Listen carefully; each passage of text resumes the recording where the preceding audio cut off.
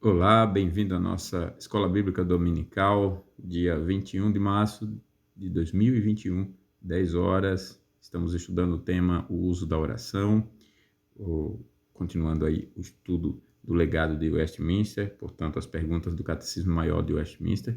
Estamos na pergunta 181 e tem sido uma riqueza incomparável crescer nesse conhecimento da palavra de Deus.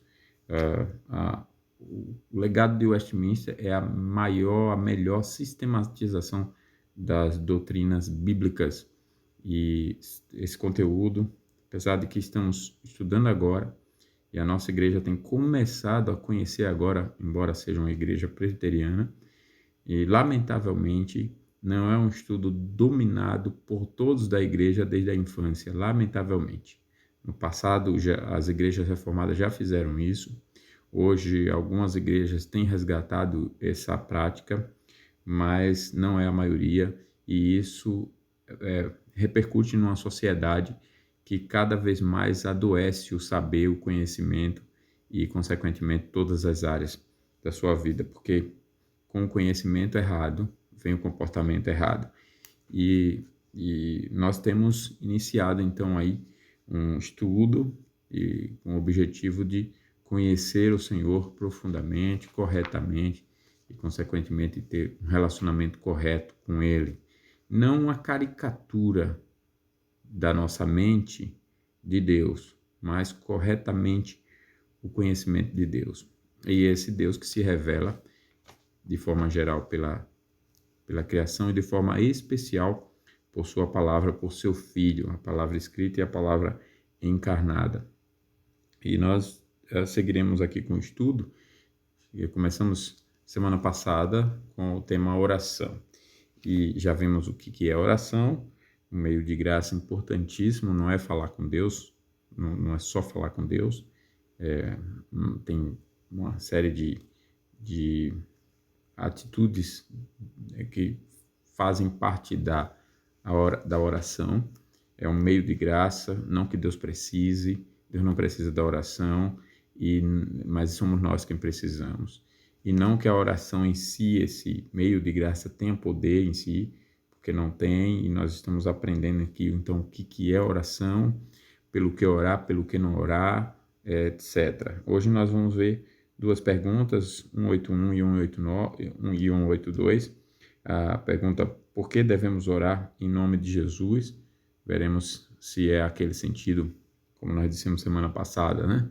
Muitos, na prática, às vezes até inconsciente, consideram que é encerrar a oração, como quem diz: agora a oração está valendo, é uma palavra mágica, é um abracadabra, né? Não é esse o sentido, não é dizer mecanicamente. E, na verdade, quando olhamos as orações registradas na Bíblia, nenhuma, nem mesmo a conhecida como o Pai Nosso, que é a oração que Jesus ensinou aos seus discípulos, nós vamos estudá-la aqui também, ela não usa a expressão em nome de Jesus, mas toda ela é a oração em nome de Jesus. E todas as orações na Bíblia são em nome de Jesus, na verdade, todas. Não tem uma que, se alguém interpretar que alguma oração não é em nome de Jesus, leu errado. A Bíblia não fez a correta leitura de Gênesis a Apocalipse sobre o assunto. E esse estudo no catecismo é uma coisa interessante, porque dizem que reformado, protestante, não gosta de orar, não gosta do assunto de oração. Não é verdade. Nós não gostamos de burrice na oração, né? Os realmente bíblicos nesse assunto, de loucuras, de descontroles, ou então de exibicionismo, mostrar que ora, etc. Não precisa disso. Você, para ter uma vida de oração, é uma vida de oração sem precisar dessas coisas. Não precisa ser fariseu, não precisa ser arrogante, nada disso. Aliás, se tem uma coisa que não cabe na oração, é esse tipo de prática de ser arrogante, fariseu, legalista, ser exibicionista e daí por diante, não cabe na oração bíblica, genuinamente bíblica.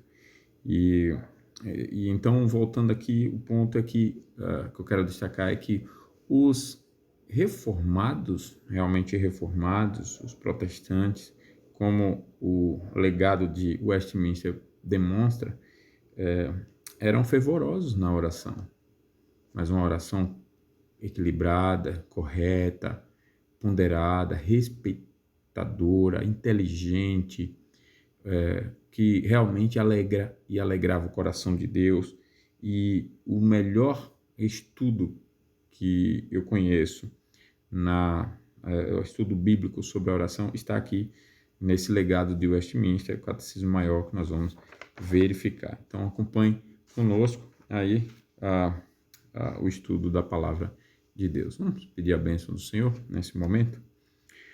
Santo Deus, bondoso, Pai, eterno, maravilhoso, Criador de todas as coisas e Senhor de tudo o que existe. Tu és digno, ó Pai, de toda honra, glória e louvor, porque só Tu és Deus.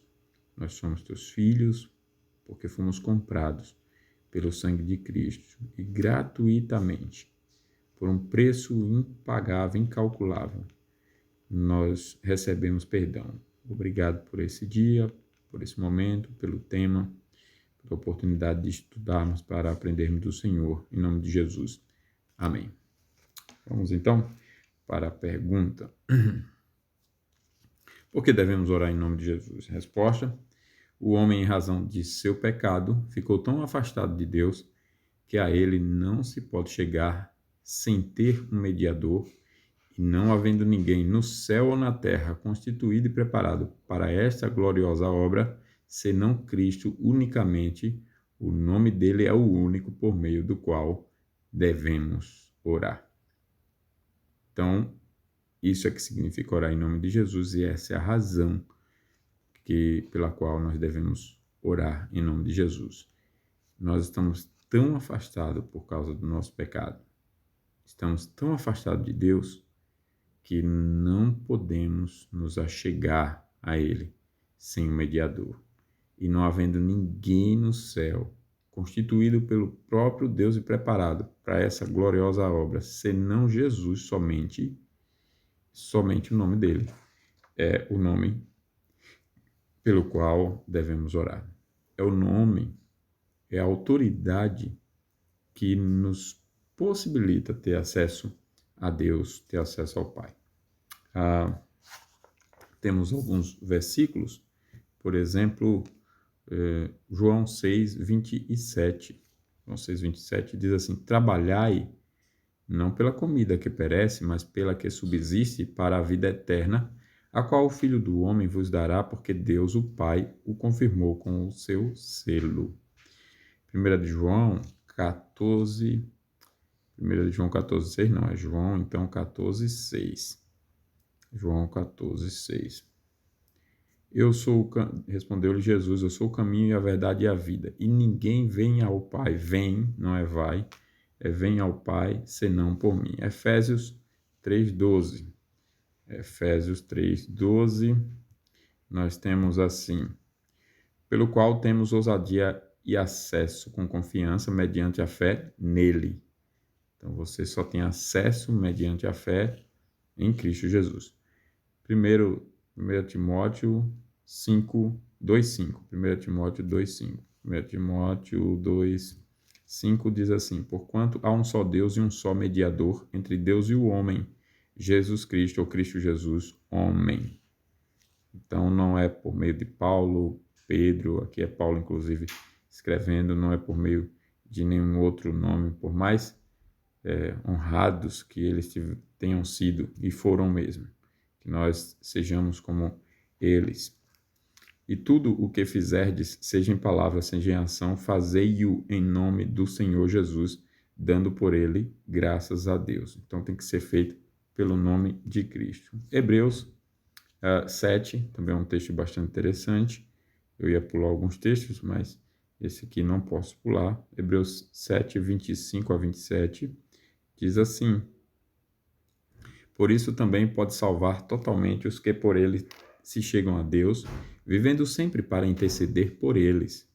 Com efeito, nos convinha um sumo sacerdote como este, santo e culpável, sem mácula, separado dos pecadores e feito mais alto do que os céus, que não têm necessidade, como os sumos sacerdotes, de oferecer todos os dias sacrifícios, primeiro por seus próprios pecados, depois pelos do povo, porque fez isto uma vez por todas, quando a si mesmo se ofereceu. E também tem o 13:15, se quisermos conferir, Hebreus 13:15. Diz assim a palavra do Senhor: por meio de Jesus Cristo ofereçamos a Deus sempre sacrifício de louvor, que é o fruto de lábios que confessam o seu nome. Então, aqui os textos já são suficientes para nos esclarecer essa resposta bíblica de que não se deve orar em nome de um outro. Agora, qual a razão para a distância que separa o homem de Deus? Qual a razão? Há duas razões para a distância que separa o homem de Deus. Primeiro, Deus é o Criador. Deus é o Criador de todas as coisas, ao passo que o homem é uma criatura finita. Deus, a segunda razão, é absolutamente santo, ao passo que o homem é culpado e corrompido em pecado. Então, essa é a razão para a distância do homem, entre o homem e Deus. Agora, quando Deus criou o gênero humano, qual era a razão da separação entre o homem e Deus? Na criação da raça humana, o homem estava separado de Deus, seu Criador, apenas por ser criatura. Isso no início era assim. A distância entre o Criador e a criatura era tão imensa que o homem não podia glorificar nem gozar a Deus plenamente se o próprio Deus não providenciasse uma ponte de ligação sobre o fosso que o separava da humanidade, o que ele faz ao afirmar o pacto das obras.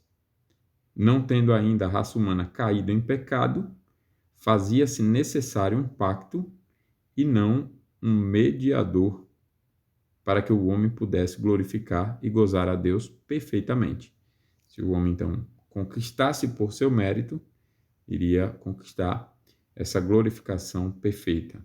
Quando Adão quebrou pela desobediência o pacto das obras, a separação entre Deus e o homem aumentou por causa do pecado humano. Portanto, desde então, os seres humanos não mais poderiam ter comunhão com Deus sem os dois, um pacto e um mediador. Precisa de um pacto e um mediador. Pacto da redenção nesse caso. Porque é necessário um mediador para que os seres humanos, pecadores, tenham acesso à presença de Deus. Porque a santidade absoluta é um dos atributos de Deus e significa que Deus é e tem de estar infinitamente separado de tudo que é pecaminoso. A Bíblia diz que Deus não pode negar a si mesmo.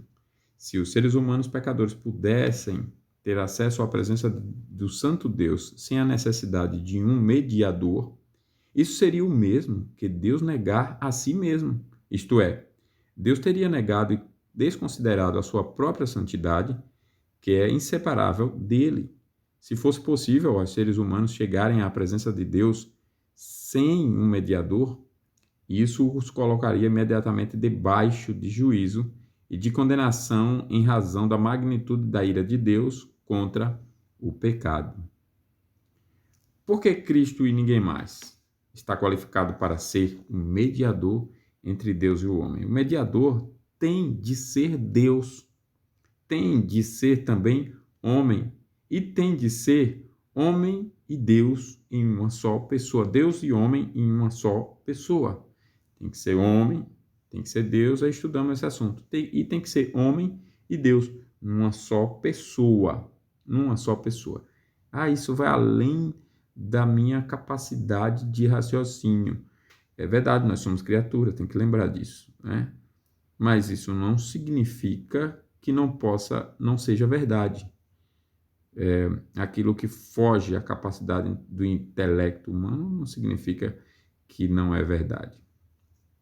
Imagine que eu tivesse um filtro de água e dissesse que água só é água toda a água que passar naquele filtro. O que é que eu faço com a água do oceano? Eu vou negar que ela seja água porque o tamanho dela eternamente maior do que a capacidade do filtro, assim é a mente humana. Eu não posso negar Deus e a verdade sobre ele, porque a mente humana é um filtro menor. Não posso. E incapaz de concebê-lo. Porém, a mente humana tem uma capacidade de entender essas coisas que vão além do seu limite de compreensão. Agora, o que acontece com o ser humano, enquanto não é alcançado pela graça de Deus, é que a sabedoria humana é loucura para Deus. As coisas de Deus, melhor dizendo, são loucura para essa sabedoria humana. A sabedoria humana também é loucura para Deus, mas as coisas de Deus são loucuras. Por isso que as coisas espirituais não podem ser discernidas pecaminosamente, pela mente carnal. Carnal no sentido de uma mente ainda escrava de incredulidade, arrogância e tantos outros pecados. Uma mente cega não pode. Essa mente precisa, então, que a palavra de Deus, de Cristo, o evangelho da salvação, a liberte para que ela possa compreender essas coisas incompreensíveis para a mente natural. E então ela vai se alegrar no Senhor. Mas então, é isso que diz a palavra de Deus. O mediador tem que ser Deus, tem que ser homem e tem que ser Deus e homem numa só pessoa. Então, somente Jesus Cristo possui essas qualidades. Os anjos não poderiam servir de mediadores, pois não são nem Deus nem homem, e eles mesmo quando foram receber a adoração, eles rejeitaram. Deus o Pai não poderia exercer essa função, pois é unicamente Deus e não homem. Nenhum ser humano, exceto Cristo, poderia servir, pois todos os demais são somente homens e não Deus. Inclusive os apóstolos, inclusive José, o pai de Jesus, inclusive pai de criação, né? Inclusive a própria mãe, Maria, que há uma interpretação tão e colocações feitas tão perniciosas, tão enganadoras, que cega, que bloqueia a mente dos incautos, e impede a salvação, porque só há salvação em Jesus Cristo. Mas então não há mediação em Maria, em José, nos apóstolos, em mais ninguém além de Jesus. Além disso, todos os seres humanos, exceto Jesus, são pecadores e por isso necessitam de alguém que lhes sirva de mediador, não podendo por isso servir de mediadores a outros seres humanos. É por isso que você vai ler a própria Maria dizendo: minha alma engrandece ao Senhor. Se ela fosse senhora, ela não chamaria Deus de Senhor, né? E o meu espírito se alegra em Deus, o meu Salvador. Se ela fosse divina, sem pecado, ela não diria que Deus é o seu Salvador. Vamos continuar aqui. Por que não orar em nome, então, da Virgem Maria? Ou nem de outros santos? Porque nem a Virgem Maria, nem nenhum dos santos possuem as qualificações para a obra de mediação entre Deus e nós. Na verdade, a própria Maria e os santos foram salvos e reconciliados com Deus unicamente através da obra mediatória do Senhor Jesus Cristo. Podemos e devemos estimar Maria e os santos pelos seus serviços, testemunho e sofrimento fiéis por causa de Cristo, mas não podemos lhes prestar nenhuma honra que pertença exclusivamente a Cristo. Eles pertencem à companhia dos santos, mas não são co-salvadores com Cristo. Eles são santos, como qualquer crente de qualquer época é chamado por Deus das trevas para a luz e feitos santos em Jesus. Obra gloriosa. Porque o catecismo refere-se à obra de mediação entre Deus e o homem como obra gloriosa, essa obra gloriosa. Porque a obra de mediação manifesta a glória de Deus na salvação do homem e tem a sua consumação na glória eterna dos remidos. A visão moderna e liberal a respeito de Jesus Cristo, de que maneira essa resposta do catecismo contradiz a visão moderna e liberal a respeito de Jesus Cristo. Nessa resposta, o estudo estabelece a absoluta singularidade de Jesus Cristo, o qual é descrito como o único Salvador possível da raça humana. Não há nem pode haver jamais ninguém equiparado a ele. A visão moderna e liberal de Jesus Cristo, contudo, considera-o essencialmente e unicamente como humano, a mesma coisa dos outros homens, diferindo deles apenas em grau, não em natureza.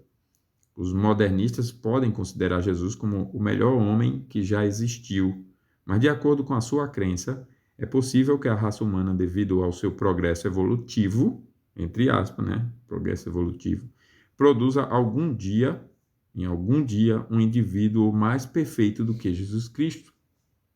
O modernista integral, até onde crê em Cristo, se é que crê, acredita nele como um salvador, não como o único e suficiente salvador da raça humana, como toda a Escritura ensina. Então, esse Jesus dos modernistas não é o Jesus da Bíblia, obviamente. É uma interpretação caricaturada do verdadeiro Jesus. Agora, qual o modo mais comum de se violar o mandamento para orarmos em nome de Jesus? Esse mandamento é mais comumente violado por quem, sem ter Cristo como mediador, supõe em ignorância que pode vir diretamente à presença de Deus. Isso é muito comum entre aqueles que não foram instruídos na fé cristã, os quais não têm consciência genuína do pecado, nem de que carecem de um mediador. Eles dirigem-se a Deus como Pai, não tendo o direito de fazê-lo à parte da fé em Cristo, e então finalizam as suas orações simplesmente dizendo amém, sem citarem sequer o nome de Jesus Cristo. Isso é o mesmo que orar em seus próprios nomes. Quem procura se aproximar de Deus sem o mediador está tentando orar em seu próprio nome e é reprovado. Por isso, semana passada eu corrigi um entendimento sobre isso que temos feito nas orações sem citar em nome de Jesus.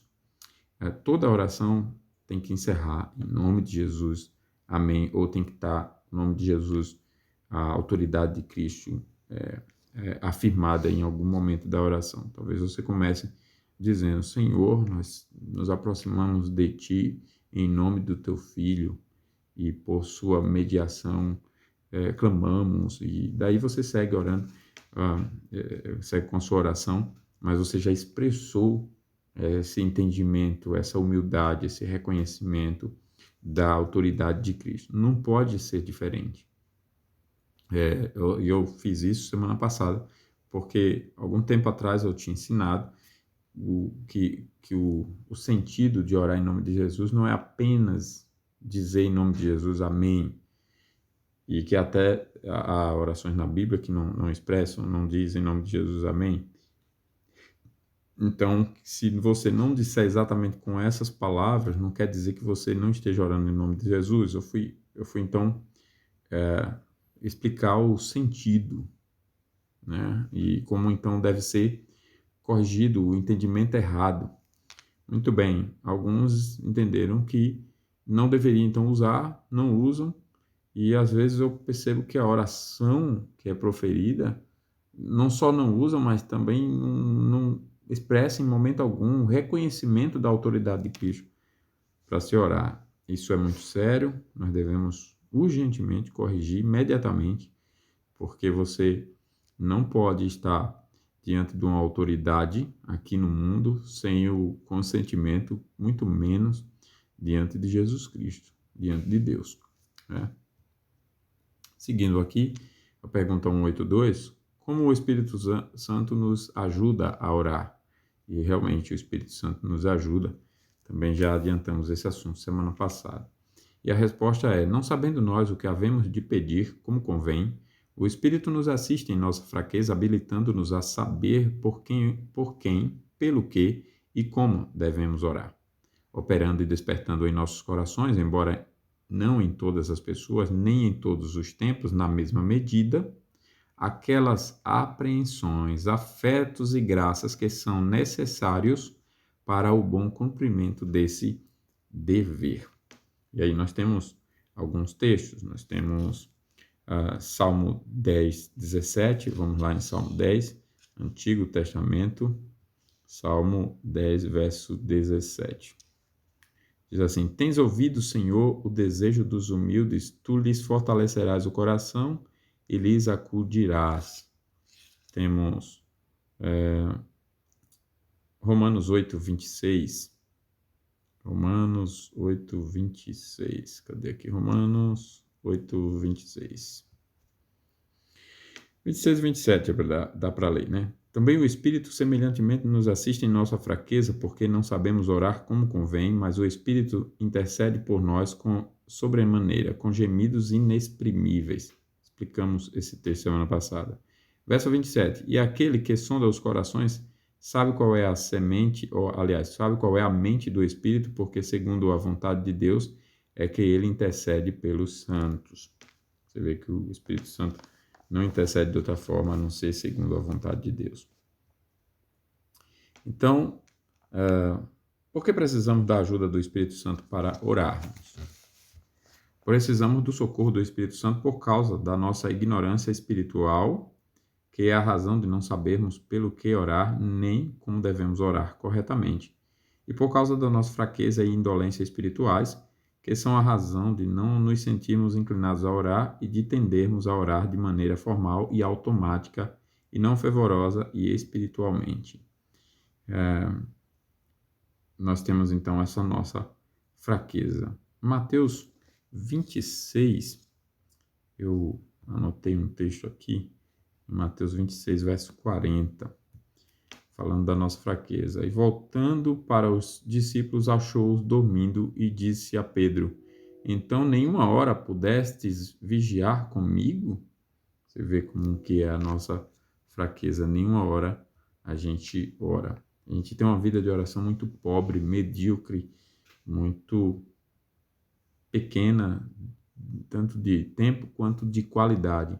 Às vezes, quando alguém ora bastante tempo, peca na qualidade e daí por diante. Então, a gente precisa se santificar na prática da oração. Agora, como o Espírito Santo remedia a nossa ignorância espiritual? O Espírito Santo remedia a nossa ignorância espiritual não por nos revelar nenhuma verdade fora da Bíblia ou a ela acrescentada, mas por abrir os nossos olhos espirituais para que possamos discernir o verdadeiro sentido do que já foi revelado na Bíblia, habilitando-nos assim a conhecer a vontade de Deus com respeito à oração. Tem vários textos, várias passagens aqui que mostram essa nossa dificuldade de compreensão das coisas de Deus, portanto, o engano, a cegueira, o impedimento. Por mais que alguém tenha sido salvo em Jesus, e realmente seja, mas isso não significa que ele já consegue ler e entender tudo com facilidade. Não é assim. Não é? As coisas de Deus não se discernem dessa forma.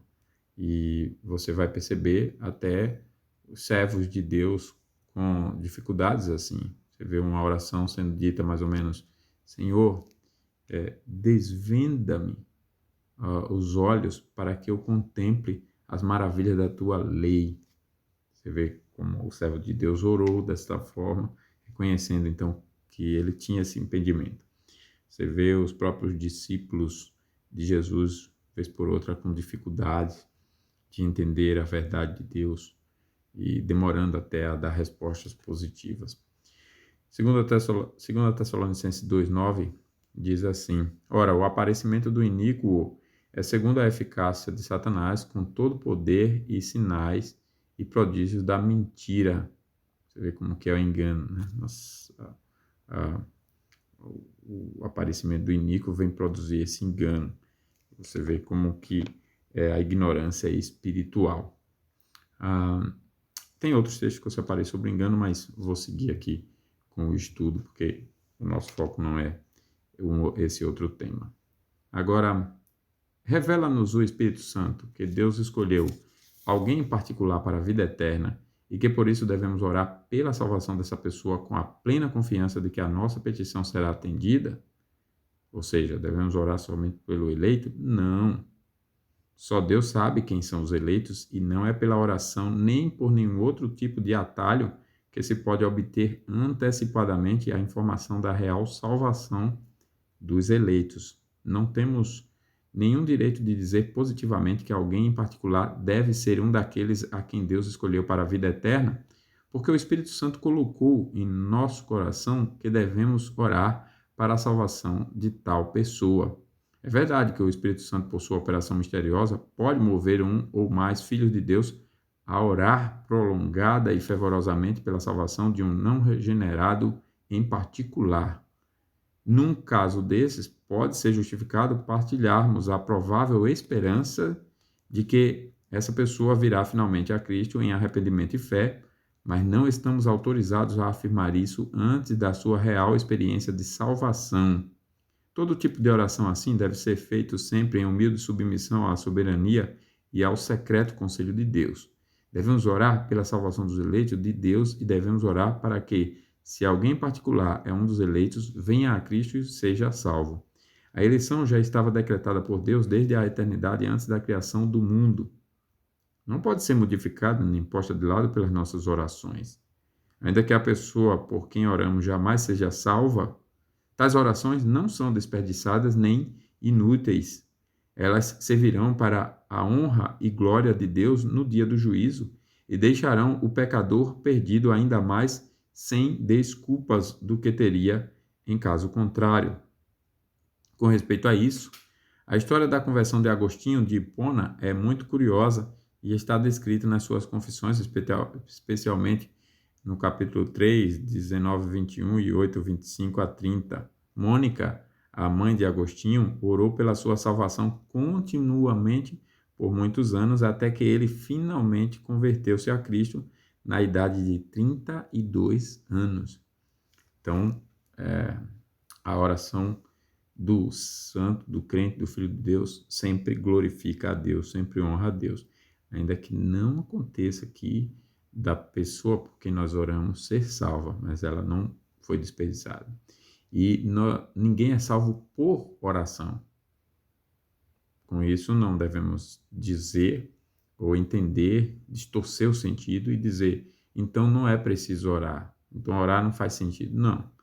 E eu não oro se Deus for salvar através da oração. Não é esse ensino da Bíblia.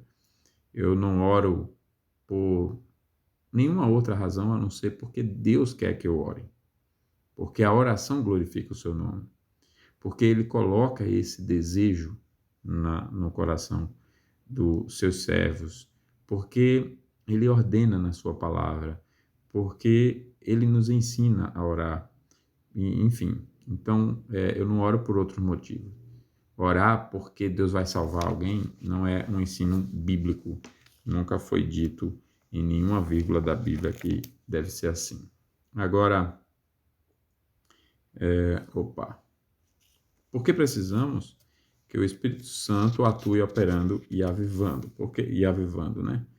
E avivando nossos corações para que oremos como convém. Avivar significa dar vida ou estimular. Precisamos que o Espírito Santo atue avivando os nossos corações para que oremos como convém, pois mesmo aqueles que nasceram de novo são por si mesmos muito apáticos e espiritualmente desleixados e sem o auxílio especial do Espírito nunca orariam como devem. Pela ação do Espírito Santo no coração do crente em Cristo, esta apatia e desleixo pecaminosos são, até um certo ponto, superados para que se torne possível a oração real. O Espírito Santo opera sempre de modo uniforme? É assim que o Espírito Santo atua?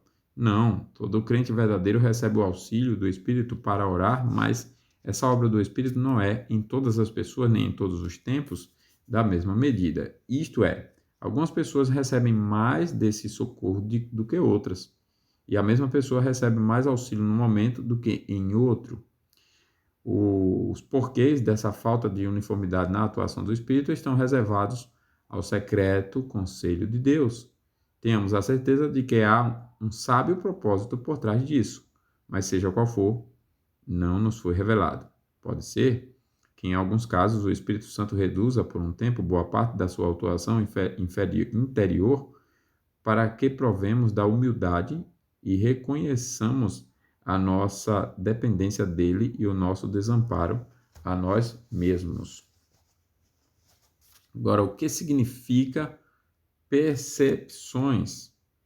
Aqui a palavra percepções significa consciência, impressão ou intuição de itens de conhecimento, isto é, itens da verdade que o Espírito Santo nos habilita a receber e entender para que possamos orar como convém. O que significa sentimentos? Significa os desejos que o Espírito Santo anima em nossos corações para que possamos orar corretamente, tais como amor a Deus, ação de graças a Ele, o desejo de que o seu nome seja glorificado e que seja feita a sua vontade, etc. O que significa graças com relação aos sentimentos? Com graças, refere-se às qualificações espirituais que temos de ter a parte das percepções e sentimentos corretos. Qualificações espirituais à parte das percepções e sentimentos corretos para orarmos de modo agradável a Deus.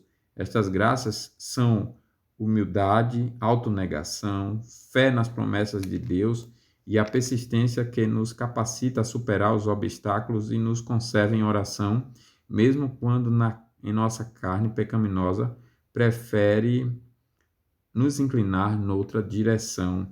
Essas graças são categoricamente obra do Espírito Santo, é o fruto do Espírito, né, em nossos corações. Não as temos de nós mesmos, mas podemos obtê-las por planejamento, boas resoluções ou força de vontade humanas. Ou melhor, nem podemos obtê-las dessa forma, por planejamento, boas resoluções ou força de vontade humana. Não é por nossos esforços, é o Espírito Santo quem nos dá. Isso não significa, então, que ao nos conscientizar que é o Espírito Santo, e o Espírito Santo nos inclinar a buscar nos encher do Espírito Santo, como é ensinado na palavra, enchei-vos do Espírito Santo, não significa, então, que essa iniciativa nossa de nos encher não seja válida e Deus não produza essas virtudes em nós, mas que essas virtudes não são resultado de um planejamento para obtê-las, boas resoluções, força humana, nada disso, nada no homem. É simplesmente a ação do Espírito Santo, por isso que ele já inclinou o seu coração e daí por diante. Agora, e os livros de oração e modelos de oração por escrito? Que a gente interpreta isso aí, né? O Testemunho Presbiteriano Reformado fala assim desta questão: a oração pública deve acompanhar a pregação da palavra. Modelos de oração por escrito, lidos ou repetidos, não são autorizados pelas Escrituras. Não são planejados para exercitarem a mente nas graças do Espírito Santo. Não são adaptados aos variados estados da Igreja e seus membros, nem devem ser usados para nos aproximarmos do trono da graça. É claro que podemos aprender algo de valor ao lermos e ao estudarmos as orações de crentes eminentes do passado, mas não devemos depender delas ao nos achegarmos ao trono da graça.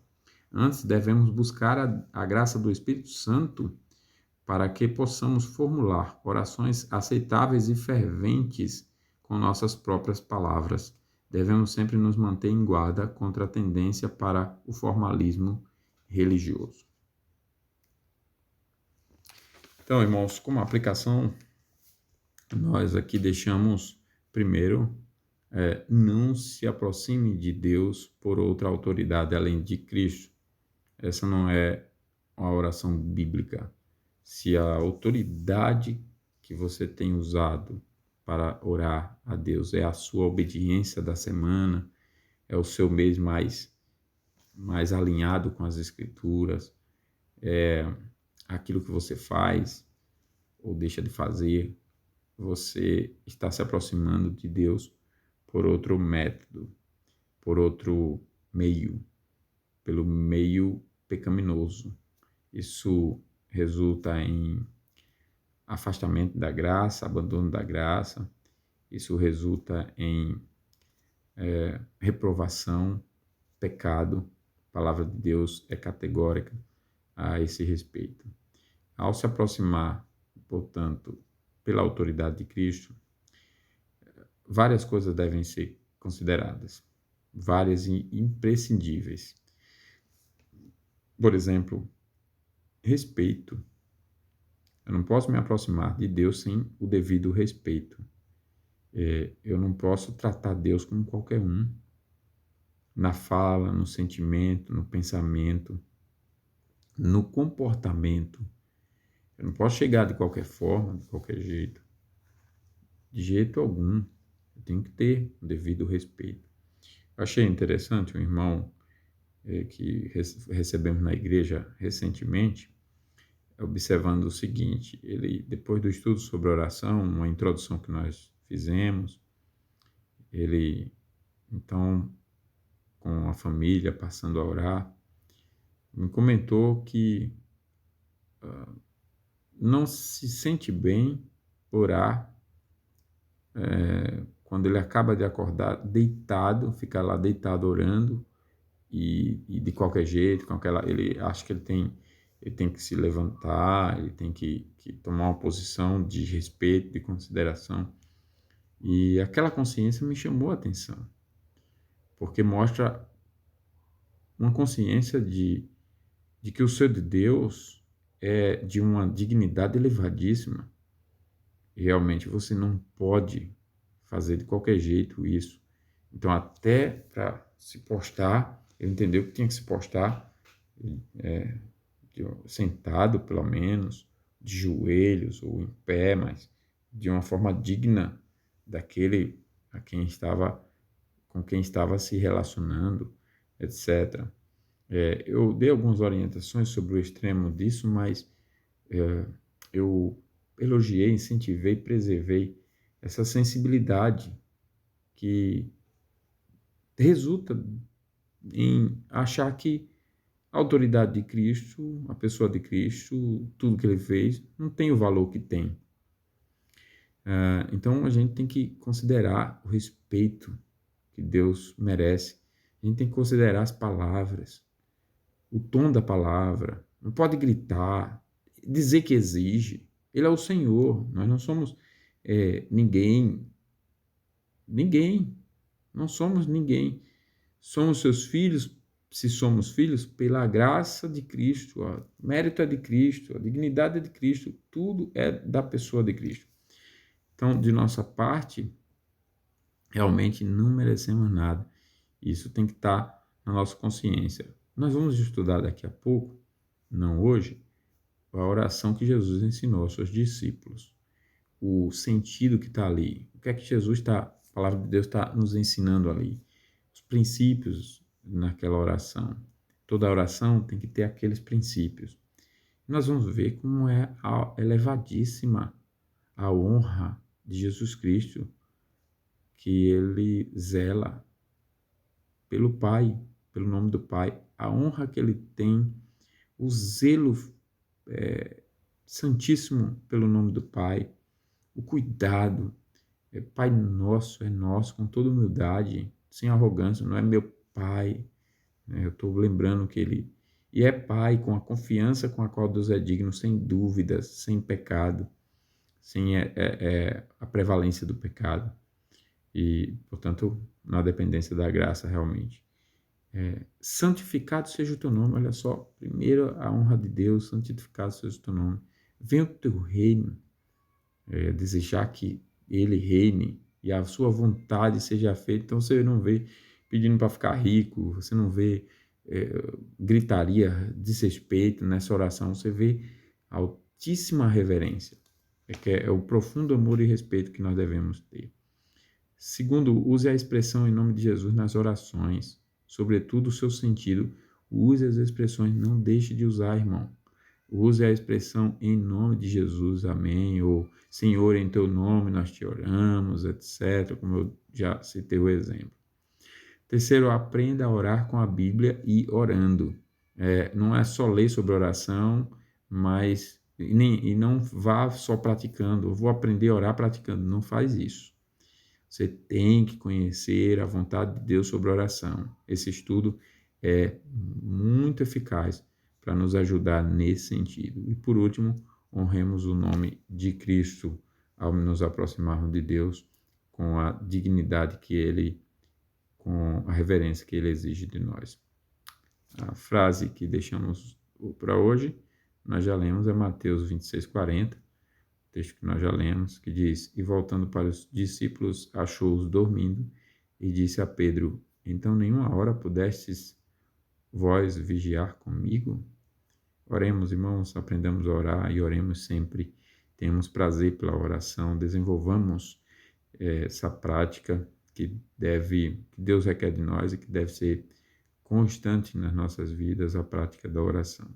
E através da oração, através desse estudo, Deus nos abençoe e tenhamos uma vida de oração. Com certeza, com a oração bíblica, as outras virtudes também crescerão, porque Deus é fiel em cumprir o que prometera. Enchei-vos do Espírito, que nós enchamos do Espírito. Vamos orar encerrando e aí nos despediremos de todos. Senhor nosso Deus, precisamos muito aprender a Tua palavra sobre esse tema tão singular. Precisamos aprender a orar. Tua palavra diz que ninguém sabe orar como convém. Por isso o Espírito intercede por nós com gemidos sobremaneira, com gemidos inexprimíveis. Louvado seja o Senhor, porque temos este meio de graça, porque podemos orar a Ti, podemos, ó Pai, estar na Tua presença, nos aproximar do trono de graça do Senhor e ter esse acesso livre à Tua presença. Que nós possamos orar pela manhã, meio-dia, ao deitar, na verdade orar sem cessar no sentido bíblico desse termo, que nós possamos glorificar o Teu nome. Ajude-nos a crescer na prática desta bênção. Ajuda a Tua igreja, ajuda o Teu povo a ter uma consciência da nossa dependência do Senhor, de Cristo, também dependência do auxílio do Espírito Santo. Ajude-nos a reconhecer a nossa dependência de uma vida de oração para que a nação viva em paz, para que a nação viva dias menos dolorosos, menos difíceis, ó Pai, para o louvor do Teu nome. Que o Senhor esteja conosco, esteja com o Teu povo, hoje e sempre. Amém. Muito obrigado, então, a todos pela sua companhia. Se você tiver alguma contribuição, compartilhe conosco através do chat ou do WhatsApp. Tenha um ótimo domingo. Aqueles que estão podendo estar nos cultos, né? Vai ser um prazer sempre revê-los.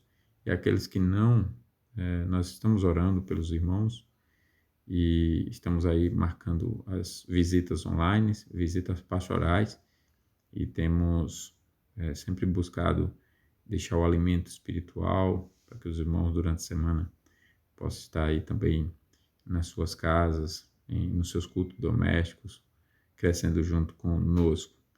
Então, tenham todos um ótimo domingo, uma ótima semana, aqueles que nós não vermos. E os visitantes, foi um prazer também. E quando puder, esteja conosco, venha nos conhecer. Aqueles que não conhecem, estejam conosco na nossa igreja.